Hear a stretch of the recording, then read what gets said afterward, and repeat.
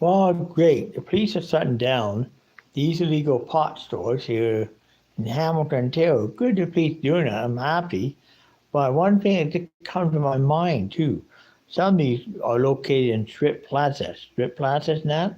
I have multiple businesses in there too, multiple businesses. Besides just, if somebody's selling just a pot shop, like somebody selling marijuana shop. Well, anyway, so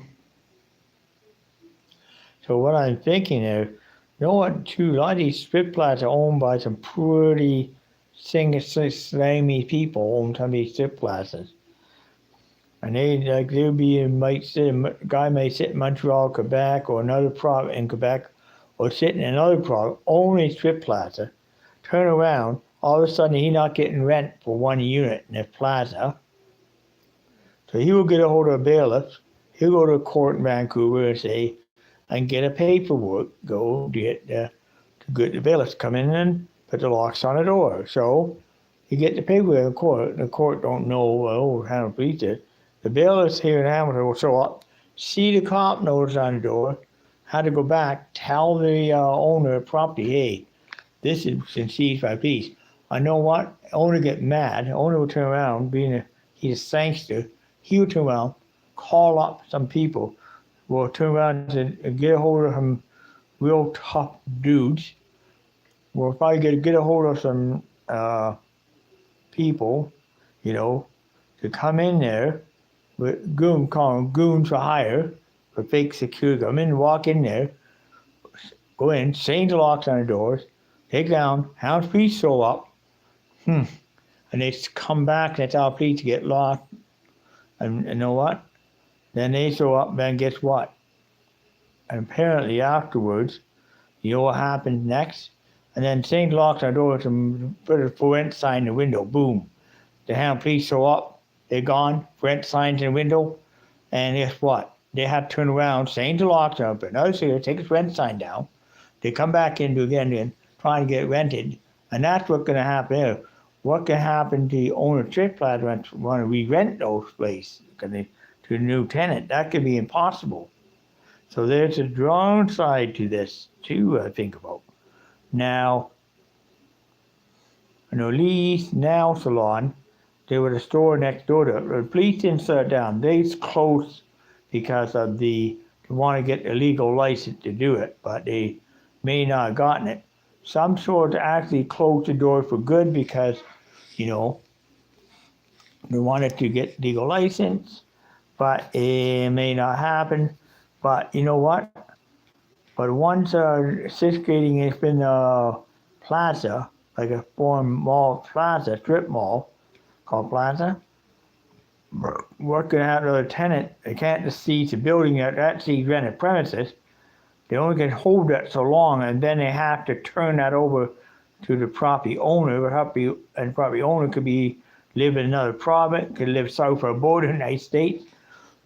Other companies in the state that will buy or own strip plazas here in Hamilton, and they will sit here and collect the money at tax write-off. I do know I know Warden Galleria Mall in Buffalo, New York, they own a few, they actually own a couple of strip plazas here in Hamilton too. Think about it. Because they buy the tax write-off. The money you make off that is just peanuts. Money you make off rent there for the millions. Basically, know what I'm talking about? So what I'm talking about is, the marijuana stores in those places, it can be harder to shut one down at strip plaza is to shut one individual store down. Because the owners the owner gotta go through all legal channel to get the police to back off, or he can re-rent the premise. He's losing money on it. Or worse, they sit like that for a while and then the owner could sit there and say, I'm losing millions of dollars a day, and could demand compensation from the Ontario government. The government said no, or Hamilton PD, and Hamilton PD, no, we got to hold on to this. And you're going to a lawyer, start pushing it to the court. And then eventually Sunny Strip Mall will get their way. No, they will get their way, but or the worst case is they do a very dirty trick to get back their property because he first to own the strip club, he want to re-rent that premises as quick as possible without delay, of course. I mean, renting those as quick as possible without delay. I mean, certainly I own the strip plaza, and that did happen in my mall. My strip plaza, I'm unaware of this, then I will go for a lawyer and I will get that done for, and I will get that rented as soon as possible. So, think about it. I'm glad the police are raiding it. I'm one way happy to see it gone and see legal marijuana. But unfortunately, for downside of this, another downside to raids is people go buy a marijuana cannabis store. You need a credit card. But have money marked Pina Plus Visa? Sorry, you lose. If you have another PPV, sorry. Have to be bank issued credit card, unfortunately. So make it, hard that way. Number two, is that people who don't have those are being forced in a way to take the dirty action. Some will go. The only one that can't shut down is the one on 54 Highway in Six Nations, legal cannabis. And a lot of these homeless people, a lot of these people in Hamilton are getting rides out to 54 Highway, out to that one in Middleport on any reserve, buy the marijuana there, to buy Hugh Quanto, come back and they literally will smoke it. That's the people who so needs that real bad, they go in there to get it. And unfortunately, Ontario Provincial Police can't go in there, shut that down. Unfortunately, Six Nation Police, they won't do it because that's considered on a territory. Tribal police can't do it on a territory, but they have to. Then the only people who do it is the RCMP, but do have the authority with the local tribal police and even shut down. That can take time. So, it can be the more legal. It can be the very true legal can worm come in Indian Act that you can worm because they protect the Indian Act. So it makes it really hard to have that one shut down. A lot harder than shutting stuff down off reserve, but on reserve harder, especially somebody selling marijuana. Anyways, so there's a downside. Worst downside is that even people who have bought marijuana through the Ontario cannabis stores have packages actually delivered. I have it holding a photo. What happened? Three people gone up and robbed. The lady had her IDs. First had her wallet stolen recently, and guess what? And this delivery notes. Then they stole the person's wallet. And know what they did? They went to the store and saved them and got the ID and used that to get the cannabis. Well, apparently, poor old person that wallet went to the police, reported it. Found out, went to a post office and got the cannabis. Now, these are things that have been happening in the province recently with closing down. People can't get the cannabis for any other means. They're going out of their way to get it. They're literally going anywhere they can get it. Some are going far as Six Nations to get it sometimes. For any reserve with any tax off. They go on as far as that just to get the cannabis because they would. And when the brick real stores open are illegal, I mean, then and that could have slowed down a lot there anyway. So, and if I made Six Nations on the reserve, the OPP can't touch it, and the Six Nation police, well, they would have to act on.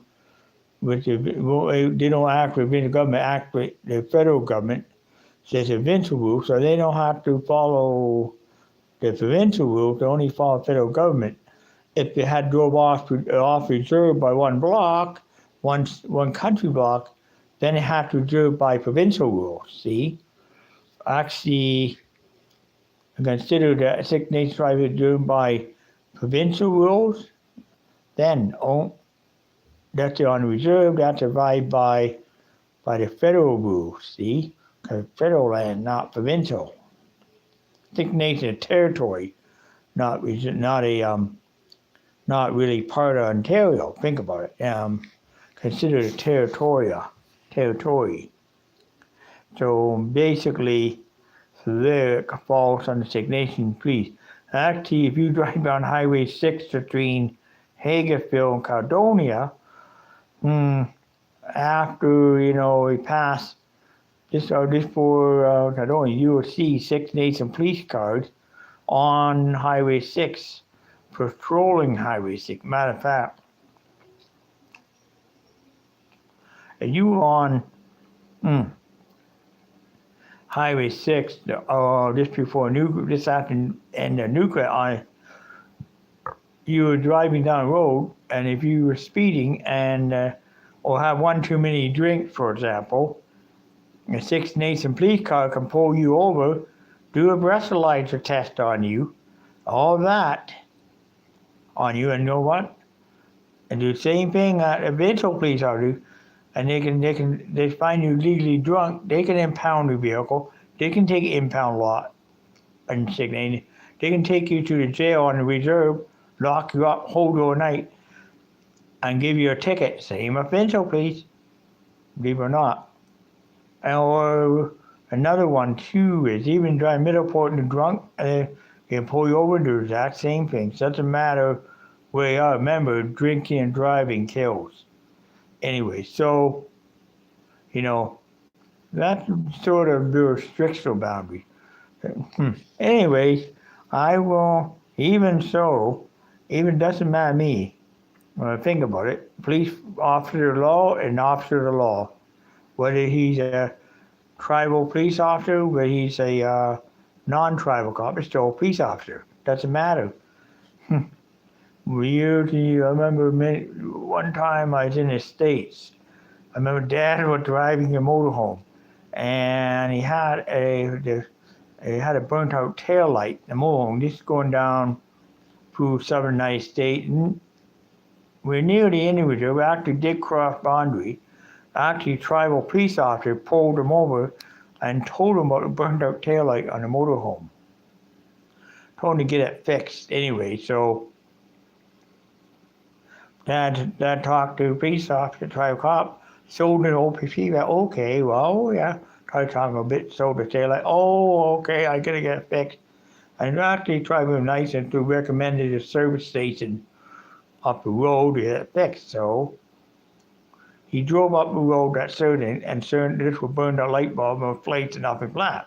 See, that's being polite. And honestly, if you're driving somewhere near or on a good driver reserve, be polite to the tribal police officer.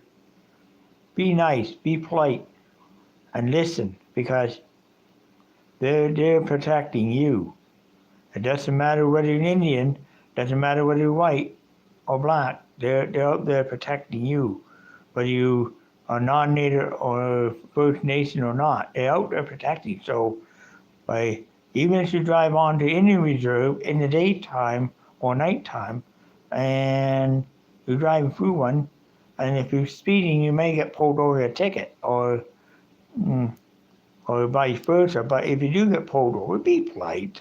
Don't be stupid. Don't be overboard. Just do and you just be polite to them. Treat them as cops, because they're police officers, and they have to follow the same rules as the province or state police in the states. Anyways, so okay, blog over. The marijuana store, in my opinion, I'm glad to see legal one's going to come, but I'm happy to see the illegal ones are being stopped. But it is good, and I'm so happy to see. Anyway, blog over.